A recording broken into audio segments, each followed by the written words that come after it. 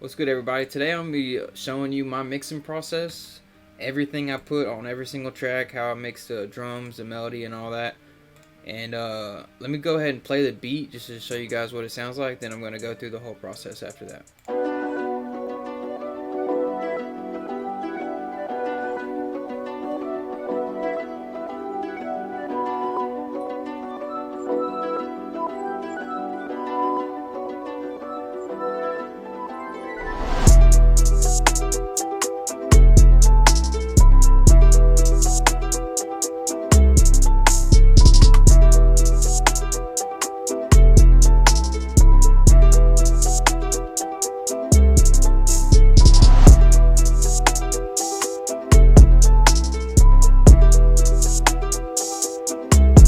Alright, so y'all get the idea. Alright, so I'm going to start with the melody, and shout out to Jerry Lee for this loop, because this is actually one of his loops he sent me.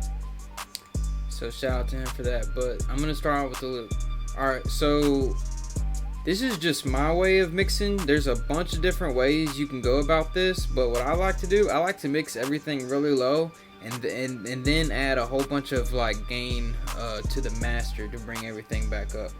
So the melody right here, and it's important to not have all of these are all volume levels. All these volume levels feed into each one of these mixer tracks. So one, this volume feeds into this, two, blah blah blah, goes on and on. So for the melody, I have it really low. I think it's like 29-30% right here, and then I also have it low over here. For an EQ, all I did was took out the lows. Put a RC retro color on it, some RC20. I put actually put a little bit of delay on this. I'm gonna show you what it sounds like without the delay, and then with the delay.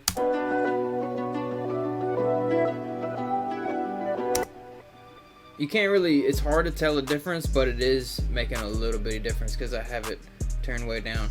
And then a gross beat. For the intro, this is only for the intro. I have automation clip down here.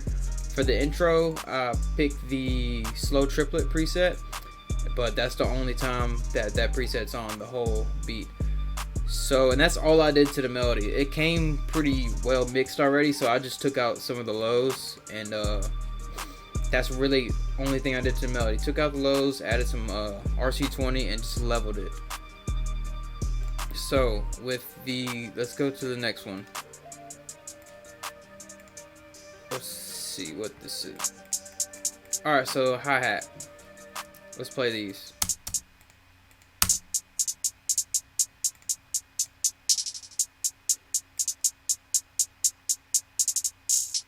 So one of the main things I did was played with the velocities on the hi-hats. As you can see, they're going up and down and like that. And also, if you press Alt R and click pan, you can adjust each individual hi-hat. If it's pan to the left or right, you can pick wherever you want it.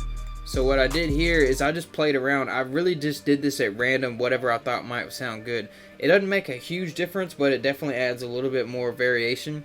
So some of them I have going right, some of them are left, some of them hard left. So that's what I did here with the velocities and panning. And as far as the actual effects on it, I put an EQ. I boosted this right here because that's where it shines through.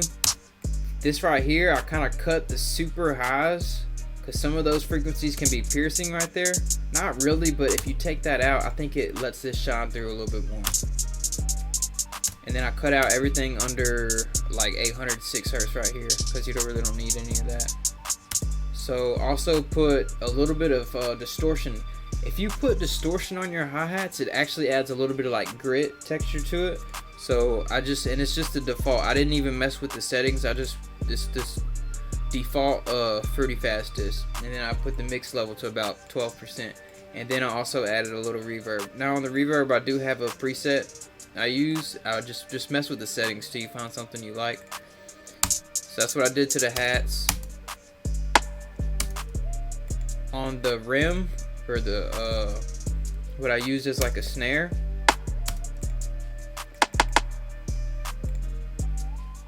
I just leveled it. I got the level's pretty high on that. So I just put an EQ on it to boost some of these frequencies. I put same thing, fruity fastest and reverb. That's all I did to it. No compression, no crazy EQs or anything like that. Just basic. And then a little perk right here. All I did for the perk is just boost the frequencies I liked. Took out some of this. That's all I did on that. And then also added just a tiny bit of fast distortion on that. For the perk, for this little reverse hi-hat thing, I added some reverb and just EQ to boost this a little bit. So as you can see on each sample, I'm not really adding too much effects, just like a simple EQ, maybe some reverb, maybe some distortion. Literally the same thing on this open hat right here. I panned it to the right, and then I put an EQ, same EQ, a little bit of reverb, a little bit of fastest, and then I just leveled it. With EQ and leveling, you can get your mix almost to where it needs to be. Maybe this can come down a little bit. And then for the 808. Now, at first, I had all these effects on the 808. I had a limiter, I had a compressor, an EQ, a fastest. I had all this stuff, right? This is what it sounded like.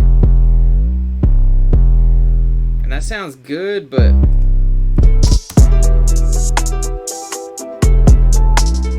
with the overall beat, I don't think it just don't sound as good as it does alone. But if you take that off, I think it sounds better just playing. So literally, if you look at this, I didn't do anything to the 808. The only thing I did was I took out right here a sum of the low frequencies. What you can do to your 808s is take an EQ,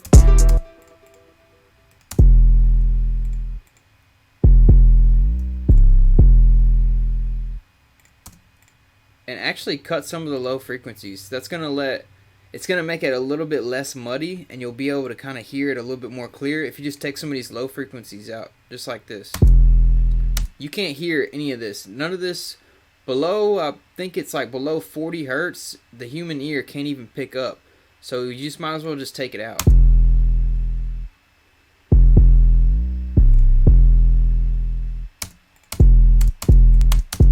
I'm actually gonna leave that because that's what I should have did that whenever I mixed this beat, but I forgot to do that. And on the kick, and also for the 808 and kick, I put it in mono. This knob right here, all the way left is stereo, and all the way right's mono. For your kicks and 808s, usually they want to be mono. And for the kick, all I have is a fastest. I have a little no, it's actually default. I have a preset for it, but I just use the default fastest, put it up a little bit to like 9%. And I also sometimes on the kicks, I'll take out some of the low end. So I'll just go here and boom. Just take out a little bit of that real muddiness down there in the kick. So that's all I did for the kick and 808. I didn't even add a sidechain. At first I did with the limiter, I had a sidechain, but eventually I just took it off because I didn't think it needed it. Alright, and last, the only other thing I had in this beat, let's see, was a riser. I just leveled it. I didn't put any effects on the riser. It already sounded pretty good. I just leveled it. And then, what else did I have?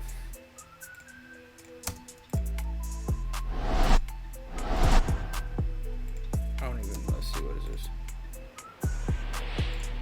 I don't even think I used that. So anyhow, that's all the effects on all the instruments, all the drum samples and everything. So all together, this is what you get.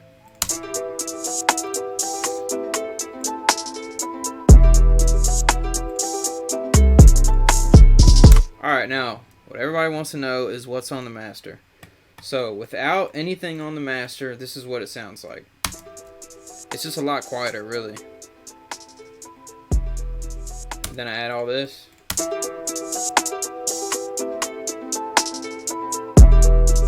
So, with all the effects on the master, the melody is right under 12. right under 12 is where the melody sits after the effects on the master.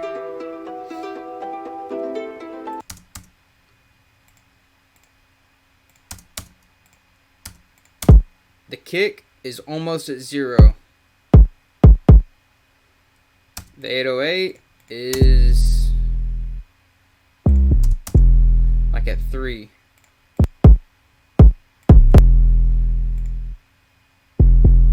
So it's pretty up there. So, alright, now I'm going to show you exactly what I did to the master. Alright, so the first two things I did, I took an EQ, I rolled off these super high frequencies right here and the super low frequencies right here. And I have a preset I made. Every time I just go on my master, I click this preset, it rolls off these super low and super high frequencies.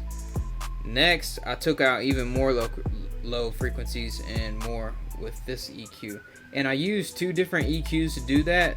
So, because I feel like if you do it with one, it's going to have that one EQ working harder. But if you spread it out with 2, it takes more of the frequencies out. Because whenever you do this, it doesn't take all these frequencies out. It leaves some behind because one EQ just isn't really strong enough to take all that out. So if you use 2, it helps a little bit. So those are all the EQs are doing. Now, for the Fruity Maximus, I believe I went and clicked I usually use a clear master preset, or I'll use the tape limiter preset. And what I'll do is I'll come over to the low end, because sometimes the low end is too much because you want it to punch through, but whenever you level it like that and the low end's punching through, you kind of need to compress it a little bit, just dial it back. So I took the post of the low end, which is the gain basically, and I brought it down a little bit. And then after I did that, I came here to the master. Let's see, the ceilings right here is -3. So I came to the master, and if you put the ceiling all the way up and you play with the post till you get it to where you want, the whole track is reaching like +3, so it's clipping by like 3.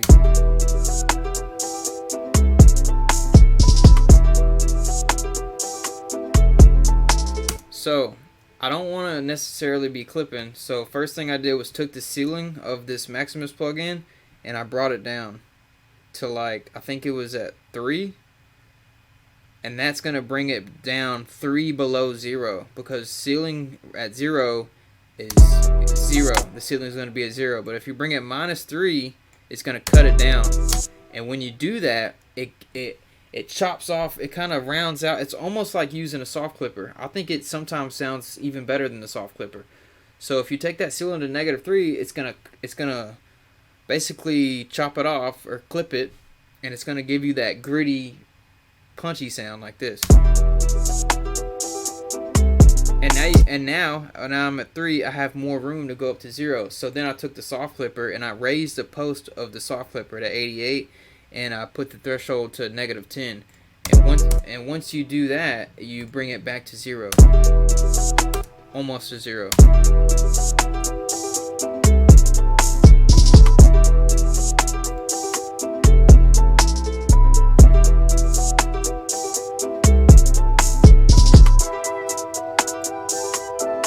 And that's literally everything I did. That's the whole beat. That's all the... I just showed you every effect I put on everything and what I put on the master. That's everything. So, yeah, I hope you guys enjoyed that. I hope you guys learned something from that. That's just my process. Sometimes it differs, but that's basically the process for everything. And on all these levels, how I decided to come to this, you just kind of got to go by your ear. I mean, sometimes you can look and say, okay, I want the melody at like -18 or 15 or something like that. I want the 808 or the kick at 9, but really just go by your ear, what sounds good. It's always good to have, remember, these feed into this, so you don't want this coming in too hot. You want this to be at a smooth level to where it comes in with a clean signal right here, and then from here you kind of move it to where you want it, because if this is all the way up coming in, that signal is like coming in already kind of clipping, so it's kind of hard to get it to where you want. You would have to bring this way down, and overall that's just not very good. It's basically gain staging is what you're doing.